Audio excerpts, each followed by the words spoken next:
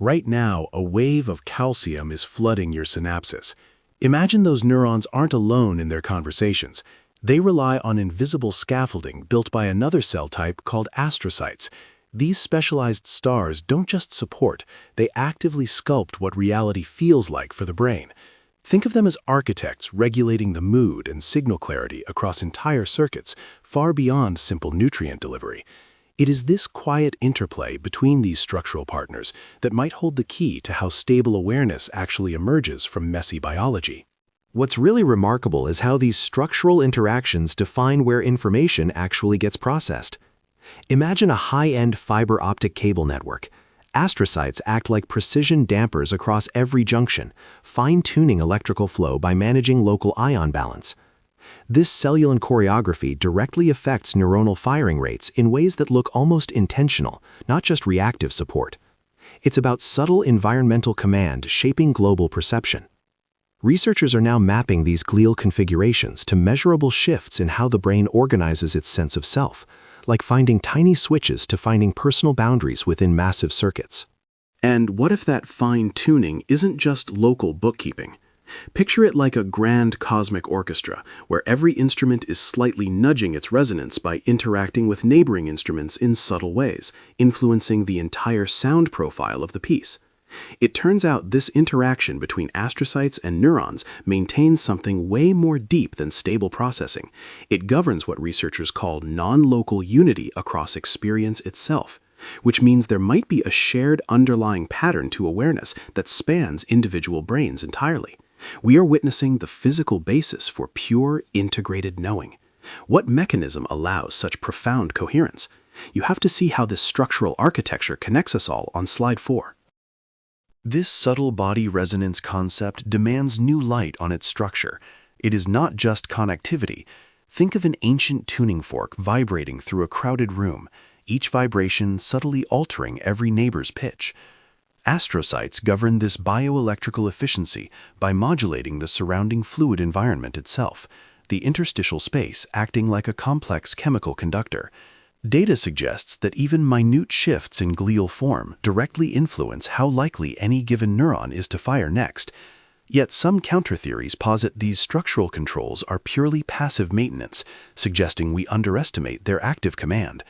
We must understand this deeper interface architecture before the reality of integrated knowing can truly stabilize across populations on slide 5. We established that minute cellular shapes dictate bioelectrical outcomes. But what if those local adjustments aren't just tuning knobs? Imagine a city grid where every traffic light subtly communicates its timing, not to the next intersection, but across blocks through shared electromagnetic hums. That's closer to it. Research now reveals how specific extensions of these glial processes actively manage glutamate buffering across entire assemblies. This means that managing waste isn't passive upkeep, it is an active architectural decision, shaping what information can survive long-range coherence at all. It defines the very boundaries where integrated knowing can finally settle and remain stable. But before we see this stability manifest systemically, we need to grasp how these localized decisions influence global self-perception across populations on slide 6. There is a fault line in what everyone thinks they know about awareness stability. We thought cellular architecture provided boundaries, that local buffering set the limits of experience. But consider this. Some evidence suggests these structures are actively defining self-reference itself across groups of people. It implies there might be a configuration within those glial interfaces that actually calibrates how an individual perceives their own separate existence. Think of it like invisible atmospheric pressures subtly shifting perception from one location to another, but applied internally. We haven't accounted for this influence on the global sense of self yet. What mechanism permits these systemic definitions? We found that defining self wasn't just a static boundary, but an active calibration point mediated by those intricate glial interfaces. Think of perception itself as water flowing through porous stone. How fine-tuned the pores dictate everything about the overall stream volume and shape downstream. That structural influence translates to a deep biological resonance, what some call samadhi or pure awareness, where disparate bits of experience achieve total, unified coherence across vast neural distance. This isn't just support structure, it's the physical engine maintaining integrated knowing itself.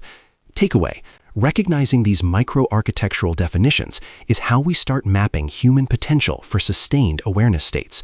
The full research archive is at jmthomasofficial.com. Now, where does that integrated coherence go next?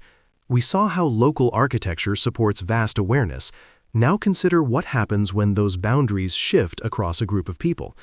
Think about an antique barometer suddenly registering different atmospheric pressure in two adjacent rooms.